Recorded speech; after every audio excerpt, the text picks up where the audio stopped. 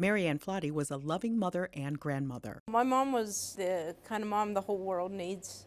She was very loving, and she did everything she could for us and for her friends. Before she died, Mary Ann spent 15 days in the ICU after a serious autoimmune disease affected her lungs. The actions were a little of hope of trying things, but it seemed contradictory with seeing her on a ventilator. Mary Ann's daughter was one of her surrogate decision makers.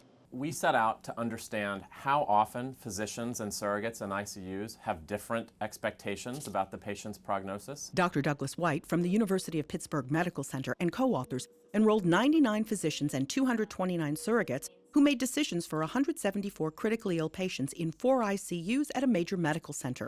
They were interested in discordance, defined as at least a 20% difference between the physicians' and surrogates' expectations about a patient's prognosis. In roughly half the cases, surrogates had substantially more optimistic expectations about prognosis compared to the physicians, and that the physicians' estimates were much more accurate than the surrogates. The study appears in JAMA, Journal of the American Medical Association. In almost all cases, surrogates misunderstood physicians' prognostic expectations. In about half of cases, surrogates held systematically different beliefs about the prognosis compared to what they heard from the physicians. Those beliefs most commonly included the need to maintain hope in order to improve the patient's outcome, religious beliefs, and a belief that the patient had unique strengths unknown to the physician that would make the prognosis better. Sometimes clinicians think that all they need to do is to communicate clearly about the patient's prognosis. They may need to explore family members and surrogates' beliefs about prognosis rather than merely conceptualizing their role